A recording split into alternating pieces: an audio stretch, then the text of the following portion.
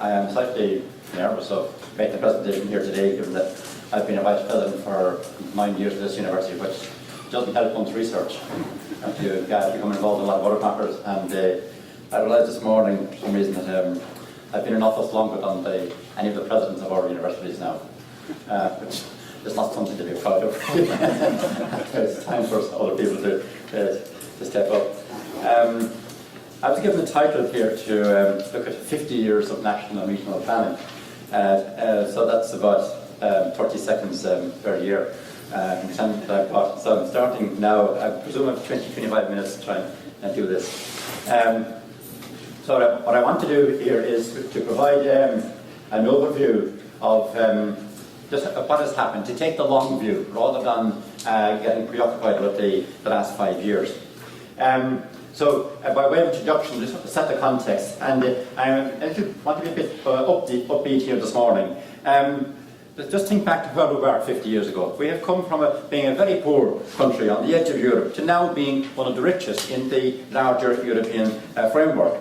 And that's evidenced by various indices that are out there. We've come from being a very closed economy and society to being one of the most open and best connected in Europe and in the world. And that brings its own opportunities, but also major challenges in terms of how we handle that openness. We have moved from being very much tied in all our relations to the London axis, to now being on an axis that extends from, on one side, to the Boston end of it, to Berlin, with Brussels somewhere in between. And we position ourselves, depending on the issue, on various points along that axis. That is a major change in terms of strategic positioning for national politics, which makes us plays its way into how we deal with enterprise, how we deal with looking for support, and so on. We can't forget, of course, that over that last 50 years, there was a major, long period, 30 years, of troubles in Northern Ireland, which impacted not only on the north, but also on the performance of this economy, and particularly in the border regions. In recent times, we have become accustomed to the era of public and private debt, the end of profligacy, the emergence of the legacy of ghost lands, and we're coping with austerity, but yet I think we are a resilient society. Now, equally, we remain a divided society. There are significant injustices from a social and spiritual perspective that need to be addressed. But I do think we need to remember that it was very, very different 50 years ago. In the planning context, physical planning context, there was nothing. There was no framework prior to 1963. We now have a highly integrated, a comprehensive framework, which I think is well regarded internationally. We've come from a situation where the disparities between the counties and the regions in Ireland were very wide. They still are wide, but they are much narrower than they were then. We have been, I think over that period, we've learned how to innovate. It comes late to Ireland, the whole prospect of innovation. We've become very good at imitating, sometimes successfully, and sometimes good imitation is better than poor innovation. But we are weak in capacity building. We have been weak on implementation, and particularly weak on governance over that period. But now we're poised for recovery, and it's an opportunity to look at the opportunities, and I think that's what today will be about. Okay, so if we go back to the 1960s, Britain, in fact, I suppose planning in Ireland takes its root from the seminal paper by T.K. Whitaker in 1957, in which he made the statement that planning represented the approach of reason and order as opposed to drift and unrest.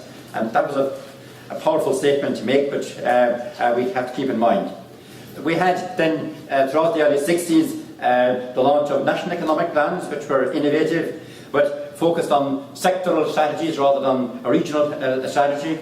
We had the complementing of that with the Physical Planning Acts in 1963, leading to county development plans and the establishment of economic development committees. But at that time, planning was viewed as a dynamic process with a close and complementary relationship between physical and economic planning. So they were seen as interlinked. And that was followed through in 1964 with the establishment of Unforas Forbartha, a National Institute for Physical Planning, to provide the expertise, and the launch in 1967 of the Miles Wright Regional Plan for Dublin. So there was a lot of progress, but if we look back at it, the reality was one of weak coordination, poor integration between physical and economic planning, and the emergence of physical planning dominantly in a regulatory role. And that happened in a context of weak local government and a vacuum at the regional level. Now, the 1960s were also a time of lots of tension and opportunity. We had debates in the country around arguments of urban versus rural, and particularly equity versus efficiency considerations. That led in 1968, and I am skipping a lot of stuff here, but just hitting key points, to the publication of the Buchanan Report, the first radical set of proposals around growth centres to tackle the urban-rural differences. It was a far-sighted plan. It was complemented, which is sometimes forgotten, by another plan to reorganise the hospitals, and also proposed for the establishment of a second tier in higher education. This was a time of great opportunity, where there was agreement amongst different sectors on a small number of locations in which to place the social and economic infrastructure. It was in tune with the prevailing international theory and practice of the time, but it was top-down, technocratic approach, and strongly contested. The result was a very powerful rural backlash, which ran up against a weak political leadership. And in 1969, as some will know, we had in 1969 the first statement on regional policy, followed by a comprehensive one in 1972, which led to the demise of the growth centre idea. So a short-lived experiment with a novel, radical concept, which was too powerful for the state and political system to grapple with, and it died fast. And it died easily because there was an alternative. In the 1970s, this was the beginnings of Ireland's incorporation to the global economy. There was a considerable amount of footloose manufacturing investment, which was attracted by the IDA very successfully through a sophisticated approach to many locations around the country. And it led to the dispersal of new manufacturing. Contemporaneously, we had a boom in agriculture, the uplifting of local prices to cap prices following accession to the EEC. And that helped the agriculture sector. But in the traded services, there was no spatial strategy, and the links between private services and property development hadn't even been thought about, and their impacts hadn't been considered. So what emerged was a perception of success, evidenced by widespread population growth throughout many parts of Ireland, and reduced disparities in regional per capita incomes. But I say it was perceived success. It was temporary in nature, and it was unsustainable. Now, in parallel, the physical planning process was moving along slowly. The county development plan, the first rounds had been produced. They were complemented by regional strategies. But again, at the regional level, there was a very weak framework. The 9 regional development organisations had been established with very limited power. The 1980s brought us into the first phase of global recession.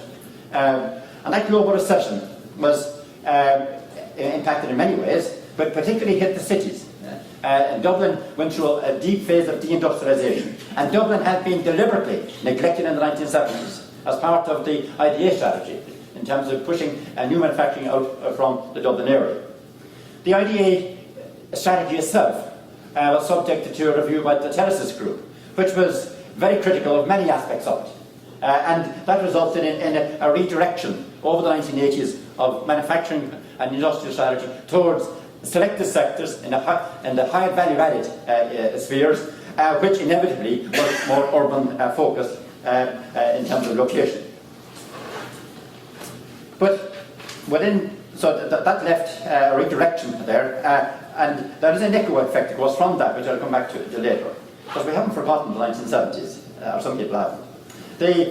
In parallel with the manufacturing side, in agriculture, there was a growing debate in Europe on the contradictions within the CAP, contradictions between growth and cohesion. Those two key objectives. The CAP, and I was part of a study later on for Espon on this, the CAP spending is incompatible with the regional cohesion objective. I won't say any more about it, but it is. And not only in Europe, but also in Ireland. We had the Northern Ireland political crisis, which, as I said, impacted especially in the border area. And so that 1980s period, I remember presenting a paper around 1991, which I titled Bridging the Gap, and it was about bridging downwards. We had downward convergence. The Dublin area was sinking, the rest was gradually lifting, and you had a false sense of convergence happening in the country. Now, the 1980s was also critically important in introducing a new dimension. It was the European dimension. We had the Single European Act in 1987 with the reform of the structural funds. And in the course of all that debate, with enlargement, Ireland thought of itself as on the periphery, along with the Mediterranean, and under threat from the Mediterranean. The focus became very much on Ireland as a single region, with convergence towards the European averages as the main objective. And that resulted in a deflecting of attention away from internal or domestic regional policy. That's it. So there was no regional policy and there was no rural policy. And to cap it all, the government decided in 1987, for various reasons, to abolish the regional development organisations and to abolish An Fóras Forbartha, the agency providing the scientific advice. That was a prelude to the preparation of the first National Development Plan, which required partnership and a regional dimension, and there was a response in the form of 7 regions, which those of you who have been around long enough will know were totally unworkable. So there was no commitment at that stage to a strong regional input to national planning. But moving into the 1990s, a number of things began to happen. The EU influence began to grow significantly through the structural funds. There was the challenge of reconciling objectives like competition, territorial cohesion, sustainability, and the Lisbon strategy. They were key pillars of the European agenda, and they had contradictions within them, and the Espon research has demonstrated that, but they did provide opportunities for debate here to try and reconcile some of those differences. The national development plans, that I'll come back to in the next slide, were extraordinarily important, I think. They opened up a new relationship with Europe, and following on from that, in the physical planning side, we had the introduction of the regional planning guidelines, the strengthening of the regional authorities, the establishment of the regional assemblies, the introduction of regional operational programs. So there was a lot going on with opportunities and capacity at that time. We were particularly strong at the local level. Ireland led the way in terms of local development of a new type across Europe at that stage. That's demonstrated in various reviews that occurred. We were exceptionally strong and had an exceptionally strong macroeconomic performance, moved from being a lagging to a leading EU region. I remember in the early 1990s, the year in which we surpassed the UK's per capita GDP. That was something that didn't go by unnoticed. But there was, I think, if we look back at it, this was a period still of where there was an illusion of sustainable, balanced regional development. There were various things happening. It was driven by the type of economy, which I'll come back to in a moment. But just focus for a second on the national development plans, because we've had them and they're now gone. I'm going into a different type of planning. The NDPs, there were 4. They were multi-annual. They brought in the notion of programs. They established partnerships. There was a very strong evaluation role within the preparation and the subsequent assessment of the performance of those programs. The regional dimension was very weak in the past, in the early plans, but it gradually got introduced. And particularly in the 3rd plan, we had the 2 chapters on regional and rural development, and the commitment to establish or prepare a national spatial strategy. And that was strongly influenced, as mentioned by the Minister this morning, by the ESDP, and by various other people, particularly in the National Economic and Social Council and the Economic and Social Research Institute, and ourselves here in Maynooth, in NERSA, we had been established by that time. They was also focused towards research and development and innovation in keeping with the Lisbon agenda.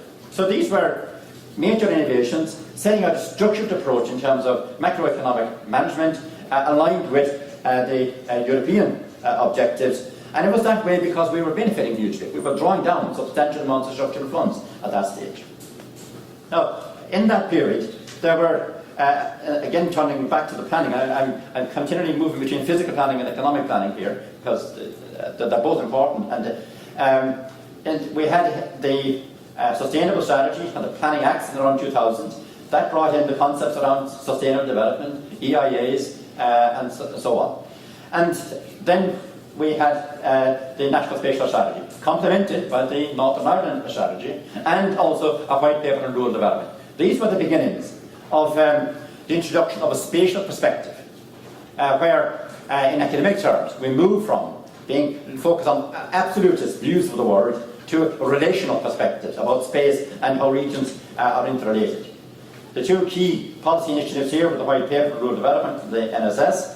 Both relied heavily on consultation, very much in contrast to the Buchanan strategy of the 1960s, a new form of planning in place. The rural development white paper put a strong emphasis on rural-urban linkages, functional spatial hierarchies, a multi-sector economy, the diversity of rural communities, and recognising that there was an Ireland somewhere between the farm gate and the edge of the cities, which was important. But implementation was weak, governance was poor, and we got into a phase of policy inertia, with strong resistance from vested interests and the emergence of an artificial and unsustainable rural development model. The NSS brought new concepts. The concept of balanced regional development and regional potential, both brought in from the ESDP experience. They, in concrete terms, led to the establishment of the gateways, and I'm not going to say much on the NSF because it's been well rehearsed before and others will talk about it. But there were various things here: a governance structure, an innovation fund, and more recently an index to monitor change. The one that strikes me about that particular index, which is a very useful tool, I just wish they had constructed the residual. Look, what is the measure of what's going on beyond the gateways and hubs, as well. Looking back on it now, on the NSS, I think, if I were to be critical, I think the understanding of economic dynamics was weak at that stage. There was a weak and inconsistent political commitment. There was no statutory basis provided for it. The innovation fund was withdrawn very quickly. And then, of course, we had decentralisation.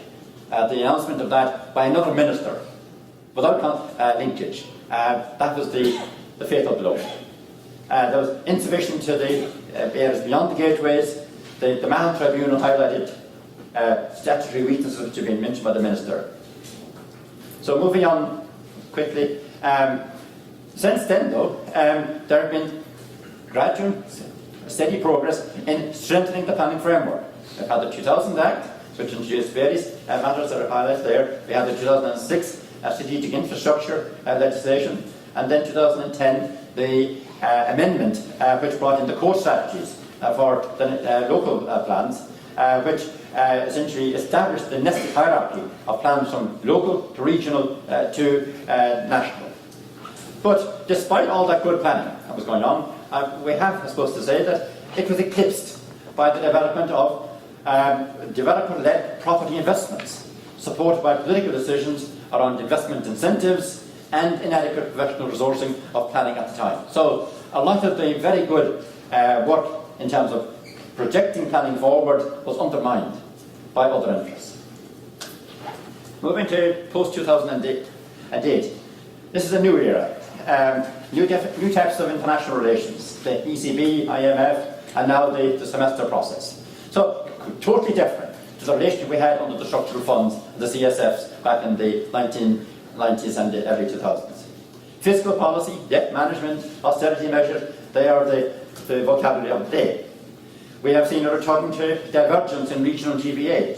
The differentials have increased, and we've seen shifts in employment and a loss of dynamism in the Northern Ireland process, impacting again on the border areas. The return of net migration, impacting especially in the weaker regions, which were dominated by, which had a high presence of both construction and public sector employment, both of which are very severely hit in that period. But we have to remind ourselves that these are to do with employment and productivity. In terms of well-being, per capita incomes have actually converged. They have not got any wider than was the case previously. Now, if we can pick out of this, what are the recurring themes? I think the first thing that struck me was the disconnect between spatial planning and regional development goals for most of the last 50 years. They're poorly connected. There are a lot of contestation of principles within each of these. 2 minutes left. And how many years were left? Okay.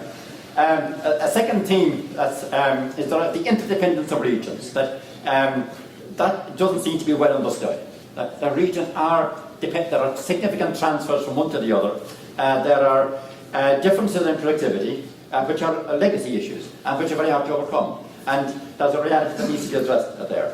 The impact of commuting on measuring region performance, especially in the Mid-East and Midlands, is something that has to be factored in.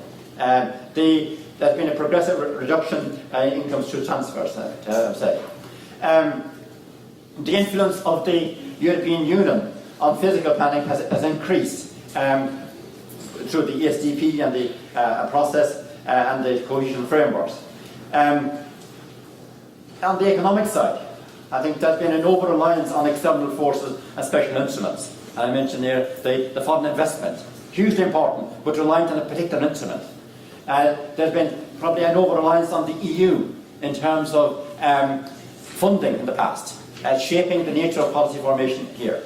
There's been an inadequate understanding of the complexity of spatial relations and scale effects in an Irish context, as distinct from generally. And I think we should not underestimate the power of inertia and illusion, vested interests, and the long-term durability of echo effects in frustrating innovation. By echo effects I mean, we still hear about the growth centres of the 1960s. We hear about the IDA success in the 1970s. We hear about decentralisation. These short-term interventions, which are impossible to replace and should not be replaced, but we still hear about them. And they interfere in the dialogue that should go on. And so we have paralysis by weak governance. So to wrap it up quickly, I want to look at what's the future implication. And I present this in the form of a SWOT. So at the end of each line here, there's an S or a W indicating whether there's a strength or a weakness or a threat. We now have the early signals of recovery, but there are risks, which have been mentioned already. We have a medium-term strategy, and other strategies complement it. They provide opportunities, which we should try and grasp onto. Balanced regional development as a goal is not written anywhere at the moment, so that's a weakness. But we have 3 new regional assemblies to prepare new regional, spatial and economic strategies. That is a huge opportunity, which the Minister referred to. We have a strengthened framework for physical planning, the core strategy and so on. Again, that is the strength. But local government, upon which a lot of this is dependent, I think is weak and struggling. We have a very good document on putting people first. But the reality is, we've just had elections. We have thousands of new councillors, inexperienced in what they're being asked to do. There is a huge capacity building issue to be addressed there. For rural areas, we have a strategy, a document produced over the last 18 months, which I was part. And there are opportunities within there. But again, there are threats. The key recommendation there was to place that in the responsibility of a department to coordinate. It ends up in the department responsible for what goes on within the farm gate. So the opportunity has been missed, unfortunately. In the higher education and further education spheres, there's a lot of organisational reform going on, which provides challenges, but also there are opportunities for both horizontal and vertical coordination here. Zero time there. Okay, rapidly. And so, conclusions. A lot has been achieved, but through gradual incremental change. Some major mistakes from which we can learn. There's a coexistence of a plurality of approaches has emerged, which is good. The role of the EU as a key driver, important but changing. We're at a critical point in terms of where we're going. So there's need for a much stronger framework. We need to clearly articulate the vision. Set up what we want to be as a society. What are the public goods we want from planning? What price are we willing to pay for them? How can we better implement governance frameworks? How can we have stronger engagement between like ourselves and policymakers and those implementing? But I will end as I began. Let's be optimistic. We have moved forward a lot in the last 50 years. We now have an opportunity to try to become again an international leader in the design and implementation of a new paradigm for smart, sustainable and inclusive planning and development. Thank you for your